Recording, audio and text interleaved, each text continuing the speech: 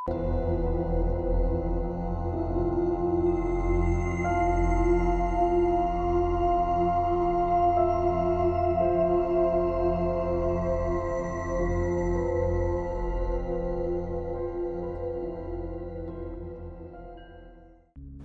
वालेकुम। मेरा नाम है एहसन और आप देख रहे हैं मेरा YouTube channel horror stories by Ehsan. उम्मीद करता हूँ आप सब खैरियत से होंगे, जहाँ भी होंगे खुश होंगे। जिन्होंने मेरे चैनल को अभी तक सब्सक्राइब नहीं किया वो जल्दी से सब्सक्राइब कर लें, क्योंकि मैं आप लोगों के लिए ऐसी हॉरर स्टोरीज़ लाता रहता हूँ। आजकल मेरी स्टोरीज़ में काफ़ी गैप आ चुका है, जिसकी कुछ वजूहात हैं। अब अल्हम्दुलिल्लाह मैं काफ़ी कामों से फ्री हो चुका हूँ। अब मैं स्टोरीज़ रेगुलर लाता रहूँगा। आज भी हमारे पास 3 स्टोरीज़ हैं और तीनों स्टोरीज़ बहुत ही खौफनाक हैं।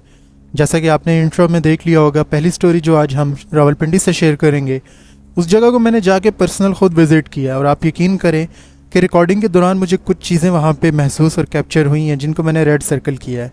आप स्टोरी पूरी सुने और आपको बीच में वीडियो में भी पूरा बताया जाएगा कि वो जगह कैसी थी और वहाँ पे क्या मामला थे। पहली स्टोरी हमें रावलपिंडी से तैयब ने भेजी है, दूसरी स्टोरी महमूना ने हमें कराची से भेजी है और तीसरी स्टोरी जो इशफाक ने हमें मरी से भेजी है। तीनों स्टोरीज़ बहुत खौफनाक हैं। स्टोरीज़ के साथ बनिए रहिएगा। बढ़ते हैं अपनी आज की स्टोरीज़ की तरफ। अस्सलाम वालेकुम। मेरा नाम तैयब है और मैं पेशे से एक प्रेस में काम करने वाला सहाफ़ी हूँ। रिसेंटली हमारे घर में कुछ वाक़यात होना शुरू हुए हैं, क्योंकि हम लोगों ने एक बहुत पुराना घर बहुत कम प्राइस में ख़रीदा है। अक्सर रात को हमारे घर में कुछ ऐसे वाक़यात हुए हैं जिसकी वजह से हमारी आधी फैमिली ये घर छोड़कर जा चुकी है और अब सिर्फ हमारा यहाँ पे सामान पड़ा है। आप यकीन करेंगे कि ये एक ऐसा माहौल रात को बन जाता था कि हम लोगों को रात को घर में बाहर गली में खड़ा होना पड़ता था 2-2 घंटे 3-3 घंटे की। ये आवाज़ें बंद होगी तो हम अपने घर में जाके सोएंगे। हमारा घर 4 मंजिला है। आप यकीन करेंगे पहली 2 मंजिलों में तो इतना कोई ख़ास मसला नहीं है, क्योंकि ग्राउंड फ्लोर पे हम रहते हैं। इससे ऊपर जो फर्स्ट फ्लोर है वहाँ पे भी कोई इतना मसला नहीं है, फैमिलीज़ रह के जा चुकी हैं। लेकिन जो तीसरा फ्लोर और तीसरे फ्लोर के ऊपर एक चौथा फ्लोर है, उस पर एक कमरा है। उस एक कमरे में सबसे ज़्यादा मामलात हैं और आप यकीन करें कि रात को वहाँ से जो आवाज़ें आती हैं और जो कुछ हमारे साथ हुआ है, आप सोच भी नहीं सकते कि हमने यहाँ पर कैसे वक्त गुजारा है। ये बात है आज से 3-4 मंथ पहले की। सख्त गर्मियाँ थी। हम लोगों के घर में कुछ मेहमान गांव से आए हुए थे। अब लाइट यहाँ पे काफ़ी ज़्यादा जाने लग गई थी, तो जिसकी वजह से अक्सर हम लोग ना शाम को गली में टहल लेते थे। लेकिन उस दिन रात का टाइम था और लाइट आ नहीं रही थी, तो नीचे बहुत गर्मी थी। तो हमने सोचा क्यों ना छत पर जाके थोड़ी सी ताज़ा हवा ले ली जाए और ऊपर ही बैठा जाए। अब हम लोगों को आए हुए कुछ चंद ही दिन हुए थे, लेकिन हम लोग अभी तक छत पर नहीं गए थे। छत पे जाने का जो रास्ता था वो उसी आखिरी ऊपर तीसरे फ्लोर से होते हुए उस कमरे से जो जाकर छत पे जाया जाता था। अच्छा, मेरे साथ कज़न थे। हम 2 कज़न ऊपर पहले गए, क्योंकि पीछे हमारी वाइफ ने भी बाद में आना था चाय लेकर। तो हम लोग ऊपर दोनों चले गए। हमने फर्स्ट फ्लोर क्रॉस किया, सेकंड फ्लोर क्रॉस किया। जब थर्ड फ्लोर पे पहुँचे तो उस कमरे के पास आए। उस कमरे को खोलने की कोशिश की, वो कमरा खुले ही ना। आपको मैं बुलाकर वो कमरा ख़ास बताऊंगा, लेकिन मैं इतनी हिम्मत नहीं कर सकूंगा कि आपके साथ वहाँ तक जा सकूँ। आप अपने रिस्क पर ख़ुद देखिएगा जाके।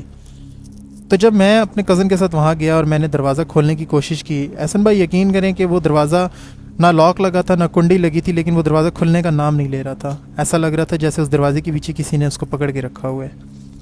हम लोग काफ़ी परेशान हो गए कि आखिर हो क्या रहा है। कुछ देर गुजरने के बाद मेरा कज़न कहता है कि छोड़ो मैं इसको चेक करता हूँ। जब उसने थोड़ा सा ज़ोर आजमाई की तो दरवाज़ा हल्का सा खुला है। अब हमें लगा खुल गया, लेकिन फिर वो इस शिद्दत से बंद हुआ है जैसे कोई दूसरी तरफ से खींच रहा हो। अब हम लोगों को डर लगने लग गया कि ये मामला कुछ और है, और हम ज़रा सा पीछे हटे तो उस दरवाजे में ना एक धम की आवाज़ आई है, जैसे किसी ने मुक्का मारा हो दूसरी तरफ से कि पीछे हट जाओ। और अजीब सी ना एक वहाँ पे ना एक लहर आने लग गई थी। एक ना आप समझ लें कि हवा की भी एक आवाज़ होती है। अगर आपने सुना होगा खुले इलाकों में जब हवा चलती है तो उसकी एक आवाज़ होती है, एक वेव वाली आवाज़। तो वो एक वेव्स ही आई है उस दरवाजे के पीछे। वो बड़ी ही ना एक अजीब सी वेव थी आवाज़ वाली। तो हम लोग ना डर गए, पीछे हो गए और हम लोग नीचे आ गए। हमने अपनी वाइफ को कहा कि ऊपर ना जाना, ऊपर मसला कुछ और है। अब ये रात के 12:30-1 बजे का टाइम था, लेकिन हमारी वाइफ ना यकीन ही ना करें। वो कहें कि यार ये कैसी बात कर रहे हैं, इतने 2 बड़े जवान मर्द होके बच्चों वाली बातें करें, ऐसा कैसे हो सकता है। जब हमने उन्हें अच्छे से समझाया तो फिर उन्हें भी समझ आ गई कि ये झूठ तो नहीं बोल रहे या मजाक तो नहीं कर रहे। खैर उसके बाद हम लोगों ने उस बात को आया गया किया। हम लोग सो गए। सुबह उठे तो हम लोगों ने पहला जिक्र ही उस रात के वाक़ये का किया। अब क्योंकि सुबह के 10-11 का टाइम था तो मैंने और मेरे कज़न ने सोचा अब ज़रा जाके छत पे देखते हैं। और हम लोग जब ऊपर गए तो वो दरवाज़ा बड़ी आसानी से खुल गया।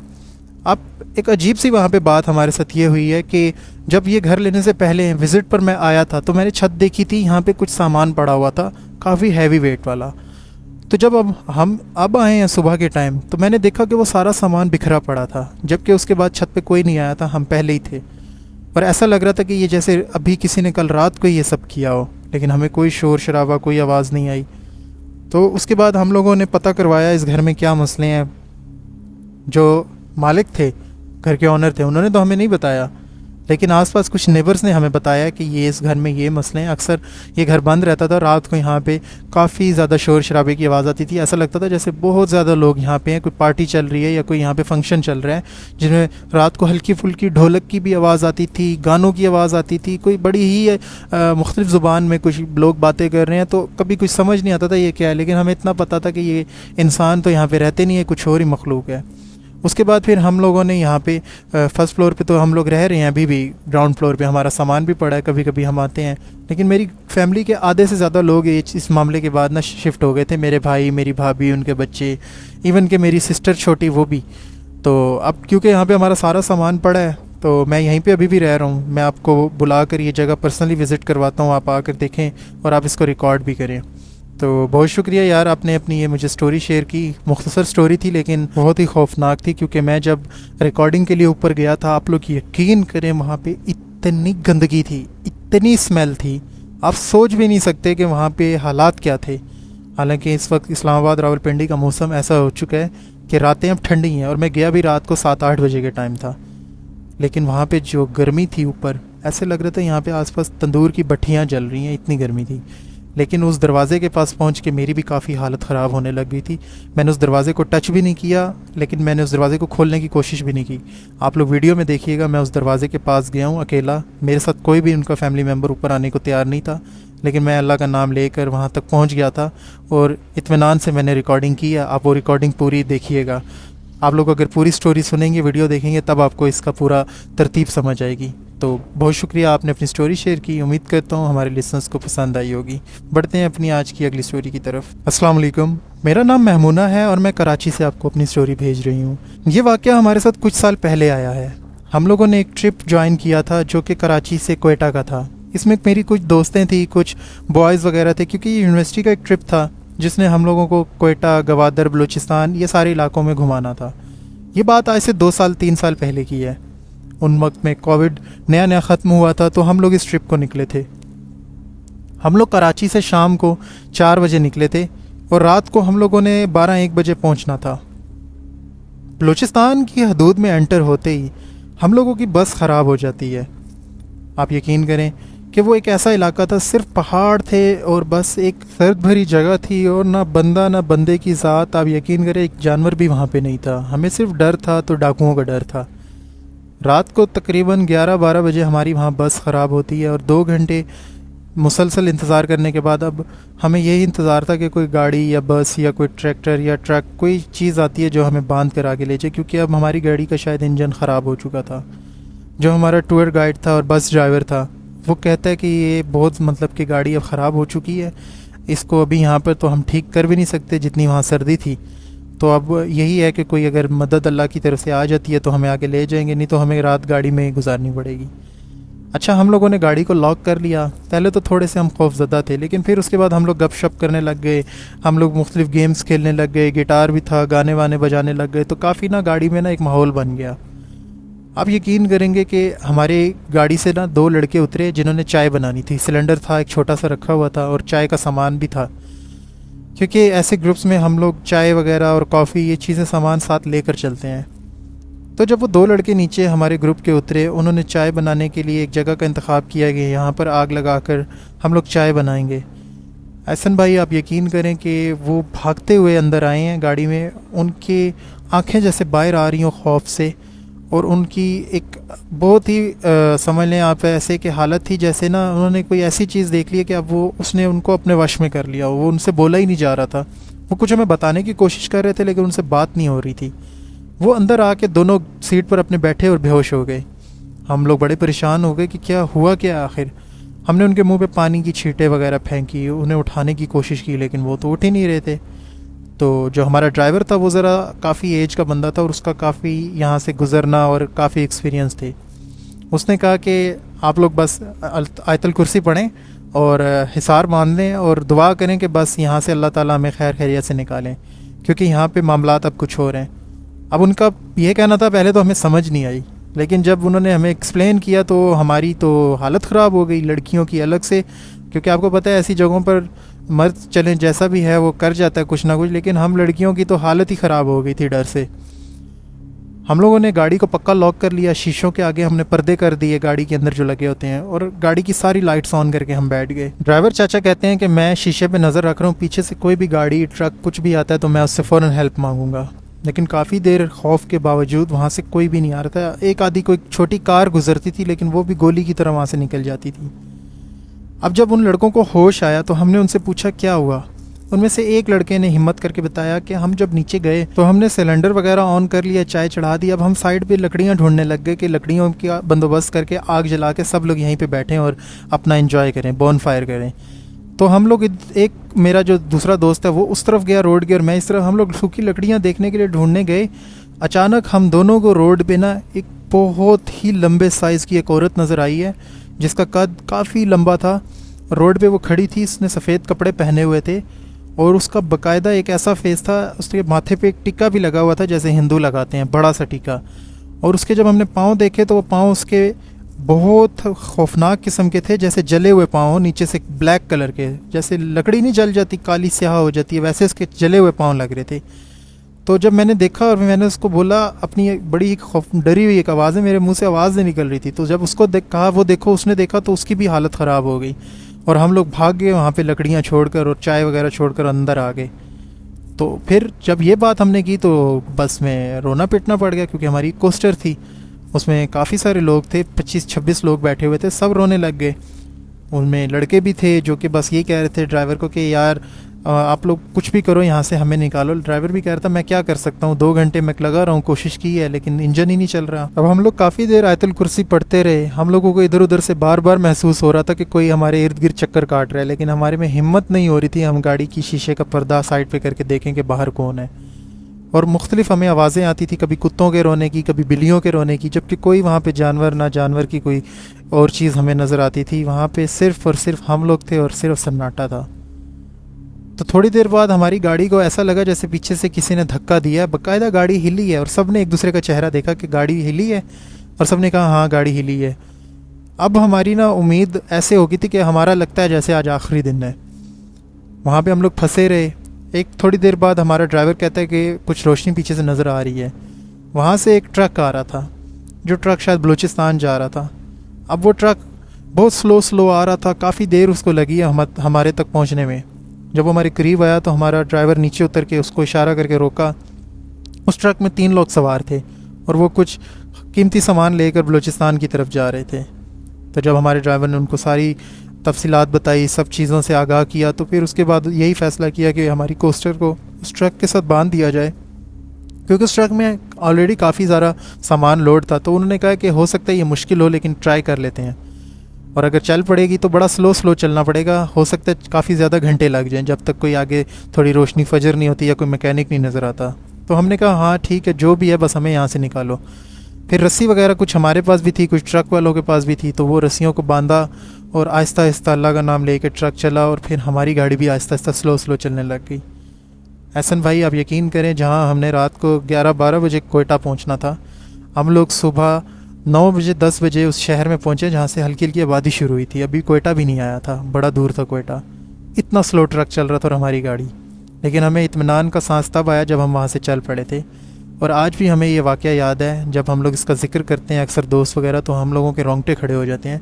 और वो जो लड़के थे हमारे साथ दोनों, आप यकीन करें वो इतना बीमार रहे हैं, 1 हफ़्ता उनका बुखार टूटने का नाम नहीं ले रहा था, और वो जहनी मरीज़ भी थोड़ा सा बन गए थे। जब भी हमसे मिलते थे वो अजीब अजीब बातें करते थे। जब भी उस जिक्र होता था उस वाक़े का तो वो आगे से बहुत गुस्सा हो जाते थे और बहुत मिसबिहेव करते थे। तो ये मेरी एक स्टोरी थी, मैंने सोचा आपसे शेयर कर दूँ। बहुत शुक्रिया, आपकी स्टोरी बहुत अच्छी थी। उम्मीद करता हूँ हमारे लिसनर्स को भी अच्छी लगेगी। बढ़ते हैं अपनी आज की तीसरी स्टोरी की तरफ। ये स्टोरी थोड़ी सी मुख्तसर है लेकिन बहुत ही ज़्यादा हॉरर है। अस्सलाम वालेकुम, मेरा नाम इशफाक है और मैं मरी से ताल्लुक़ रखता हूँ। मैं बेसिकली एक होटल चलाता हूँ जो कि लोगों के रहने के लिए गेस्ट हाउस कहा जाता है। ये मरी का नथिया गली में एक वाक़या होटल है और काफ़ी मशहूर है। मैं नाम तो नहीं लेना चाहूँगा क्योंकि ये यहाँ पे सर्विस वगैरह है, मैं यहाँ पे काम कर रहा हूँ, तो मैं नहीं चाहता कि हमारे होटल का लोगों तक नाम पहुँचे, क्योंकि अब ये मसले नहीं हैं। जब का ये मसला है मैं आपको तब की बात बता रहा हूँ। कुछ साल पहले की बात है, ये सख्त सर्दियों के दिन थे और बारिश हो रही थी रात को। एक लड़की और एक लड़का हमारे होटल में आते हैं रात के 2 बजे कि हमें एक रूम चाहिए। वो पानी में फुल भीगे हुए थे, गीले थे और बिल्कुल ना वो सीरियस थे। कोई उनकी ना आम इंसानों की तरह उनकी कोई बात लग ही नहीं रही थी, ना बात करने का तरीका, ना उनका अंदाज़, ना उनकी बॉडी लैंग्वेज। लड़की ने नकाब किया हुआ था और लड़के ने भी मुंह पे मास्क वगैरह पहना हुआ था और उसके बाद उनके हाथ में कोई सामान भी नहीं था। हमने उनको बोला कि क्या आप हस्बैंड वाइफ वगैरह हैं, आप अपना ज़रा मतलब जो हमारी होती हैं रिक्वायरमेंट्स वो सारी पूरी की। उन्होंने जब हमें दिखाया तो हर चीज़ उनकी पूरी थी, उनका आईडी कार्ड वगैरह, उनका नाम, हस्बैंड वाइफ होने का, इवन कि उनके पास निकाह नामा भी पड़ा था। तो हमारे पास कोई गुंजाइश नहीं थी कि अब हम कोई इन पे शक कर सकें या कुछ। आईडी कार्ड भी ओरिजिनल, मुंह से उसने मास्क उतारा तो जो आईडी कार्ड पे नाम फ़ोटो थी वो वही लड़का था। लेकिन अब औरतों का तो हम नहीं मुंह फेस देख सकते, लेकिन उनका हमने आईडी कार्ड देख लिया था। तो हमने उनको कहा ठीक है आप जाएँ उस रूम में। मैंने अपने जो मुलाजिम हैं उनको कह दिया कि आप इनके साथ जाएँ, इनको रूम दिखा दें। आप यकीन करेंगे कि वो रूम में जब गए हैं 10 मिनट गुजरे होंगे तो हम लोगों ने एक हमेशा से एक रूल रखा है, जब हमारे ऐसे कोई गेस्ट वगैरह आते हैं तो अगर वो ना भी मंगवाएं हम उनको पानी वगैरह सर्व करने के लिए उनको रूम में चीज़ें वगैरह भेजते हैं। तो उसके बाद जब उनको 5-10 मिनट हो गए ऊपर गए हुए, तो मैंने अपने जो हमारे मुलाजिम वगैरह, मैंने उनको बोला कि यार वो जो अभी आए हैं कपल, आप उनको ये गर्म पानी वगैरह दे आओ, ठीक है, और उसके बाद कॉफ़ी वगैरह पूछ लो, चाय वगैरह भी उनसे पूछ लो। तो वो मेरा मुलाजिम कहता है जब मैं ऊपर गया तो मैंने उनका दरवाज़ा नॉक किया, किसी ने कोई जवाब ही नहीं दिया। मैं काफ़ी देर दरवाज़ा बजाता रहा हूँ, उसके बाद कोई जवाब नहीं आया। तो हम लोगों को थोड़ा ख़तरा महसूस हुआ कि क्या हुआ, अभी तो 10 मिनट पहले इनको छोड़ कर गए हैं। एहसन भाई आप शायद यकीन नहीं करेंगे, ना आपके सुनने वाले यकीन करेंगे, जब थोड़ी देर बाद मैं ऊपर गया कि अच्छा चलो मैं देखता हूँ, जब दूसरी हम लोगों के पास एक अलग से सेपरेट कीज़ भी होती हैं, ठीक है, वो कीज़ जब हम ले कर गए हैं तो उन की को हम लोगों ने लगाते ही जैसे ही दरवाज़ा खोला अंदर कोई भी नहीं था। आप यकीन करेंगे वो वैसा ही कमरा बंद था जैसा हम लोगों ने सफाई करने के बाद बंद किया था। और वो मुलाजिम कहता है अभी तो मैं उनको अंदर छोड़ कर आया हूँ, मेरे सामने वो अंदर एंटर हुए हैं दोनों। हमने बाथरूम चेक किया, उसके अलावा अंदर रूम में एक छोटा सा कॉरिडोर था जहाँ पे हम लोग आप अपने कपड़े वगैरह लटका सकते हैं या ऐसी चीज़ें, उसमें इतनी स्पेस होती है कि वहाँ पे एक बंदा जाके अपने चेंजिंग कर सकता है। तो हमने वो कॉरिडोर भी खोल के चेक किया, वहाँ पे भी कोई नहीं था। अब हम लोगों के ना ज़मीन निकल गई पाँव के नीचे से देख कर कि ये माजरा क्या है। हमने सीसीटीवी चेक की उस लॉबी की जब वो कमरे में एंटर हुए। एहसन भाई आप यकीन करेंगे कि कैमरे में वो दोनों कैप्चर ही नहीं हुए, सिर्फ हमारा मुलाजिम कैप्चर हो रहा था। बस वो देख के हम समझ गए कि ये कोई और मखलूक थी। लेकिन आज तक हमारी समझ में नहीं आया कि जो भी मखलूक थी उन्होंने ऐसा क्यों किया था, उन्होंने हमारे होटल का इंतखाब क्यों किया था, अपना आईडी कार्ड वगैरह दिखाया, वो सब क्या था, इंसानों वाली चीज़ें कैसे वो लेकर घूम रहे थे। तो उसके बाद फिर हम लोगों ने उस जगह पे ख़त्म वगैरह भी करवाया सारा कुछ, एक बुज़ुर्ग वगैरह को भी बुलवाया। उन्होंने कहा कि वो दोनों जिन्नात थे और अच्छे जिन्नात थे, वो किसी मुश्किल मुसीबत में थे, बस उनको जगह चाहिए थी छुपने के लिए, क्योंकि इन जिन्नात का भी कुछ इंसानों जैसा ही हिसाब होता है। जब ये किसी जगह का इंतखाब कर लें, चले जाएं, तो उनको फिर जिन्नात भी दूसरे नहीं ढूंढ सकते, या उनको जो भी ढूंढ रहा हो मसला हो उनका वो नहीं कर सकते। तो जब आप लोगों ने जाके कमरे चेक किए हैं कॉफ़ी के लिए पूछने के, वो तब भी कमरे में ही मौजूद थे, लेकिन वो आप लोगों को नज़र नहीं आए। तो ये सुन के तो हमारी और हालत ख़राब हो गई। फिर उसके बाद जब ख़त्म कुरान करवा लिया सब कुछ, तो उन बाबा जी ने कहा कि अब सब कुछ ठीक है। तो उसके बाद अल्लाह का शुक्र है कभी कुछ हुआ नहीं है हमारे साथ ऐसा वैसा, लेकिन ये एक ऐसा वाक़या था जिसने हम लोगों की रूह को लरज़ के रख दिया था कि ये आखिर हुआ क्या हमारे साथ। तो ये एक मेरी स्टोरी थी, मैं चाहता हूँ आप अपने चैनल पे शेयर करें। तो बहुत शुक्रिया, आपने अपनी स्टोरी शेयर की, उम्मीद करता हूँ आप लोगों को पसंद आई होगी। अब जैसा कि मैंने आपको पहली स्टोरी का क्लिप बताया था, अब मैं वो क्लिप ऐड करने जा रहा हूँ। आप उस क्लिप को गौर से देखिएगा और उसके बाद मुझे कमेंट में बताइएगा कि उन फैमिली को वहाँ पे रहना चाहिए या नहीं, क्योंकि उन्होंने ये ख़ास बात कही थी कि आप अपने लिसनर से पूछिएगा। तो आप लोग वो क्लिप एंजॉय करें। मैं आप लोगों से फिर किसी वीडियो में मिलूँगा, तब तक के लिए अपना ख्याल रखिएगा। मुझे दीजिए इजाज़त, अल्लाह हाफिज़। अस्सलाम वालेकुम। जो मैं आपको स्टोरी सुना रहा था ये वो उनका हिस्सा है घर का, ऊपर वाला फ्लोर। अभी तो मगरिब का टाइम है, थोड़ी देर गुजरी है मगरिब हुए, वो मेरे साथ ऊपर नहीं आ रहे थे, टाइम तो अभी भी रात का है। तो आप ये ज़रा देख सकते हैं इस जगह की हालत। ये अगर गौर से देखें तो ये इसकी हालत आप देखें, आपको अंदाज़ा हो जाएगा कि यहाँ पे कितनी गंदगी है और इसकी क्या हालत है। इंसानों के रहने की ये जगह ही नहीं है। इसके ऊपर मैं आपको एक और फ्लोर दिखाता हूँ। इन्होंने ये कमरे वगैरह सब बंद किए हुए हैं, सिर्फ यहाँ पे गंद पड़ा हुआ है, ये कमरा बंद और कचरा वगैरह पड़ा हुआ है। ये लोग खुद ऊपर नहीं आते। मैं थोड़ी बहुत हिम्मत करके ऊपर जाके आपको दिखाने की कोशिश करता हूँ कि शायद कुछ थोड़ा बहुत नज़र आ जाए। बिस्मिल्लाहिर्रहमानिर्रहीम। ये आप जगह देख सकते हैं, सिर्फ गंदगी है। ये वो रूम है, ये वाला रूम। कहा जाता है रात को सबसे ज़्यादा आवाज़ें इस रूम से आती हैं। आप इसकी हालत देख सकते हैं। ये रूम इस्तेमाल में नहीं है। सारी जो इस घर की इस ऊपर वाले फ्लोर की कहानी है इस रूम से वाबस्ता है। आप इस रूम को देख सकते हैं और यकीन करें कि मैं अभी यहाँ मगरिब के टाइम आया हूँ और मेरे ये देखें आप किस तरह से रोंगटे खड़े हो चुके हैं इस जगह पे आके। और यहाँ इतनी गंदी स्मेल है, आप सोच भी नहीं सकते कि यहाँ पे क्या हालत हो रही है। और ये तीसरा फ्लोर है। तो अब मैं यहाँ से निकल रहा हूँ। आप एक दफ़ा देख लें कि वो सामने रूम है। अल्लाह माफ़ करे, बड़ी ही मतलब कि ये एक खौफनाक और असरारियत से भरी हुई ये जगह है। मैं आप लोगों के साथ फिर किसी वीडियो में मिलूँगा। तब तक के लिए अपना ख्याल रखिएगा। अल्लाह हाफिज़।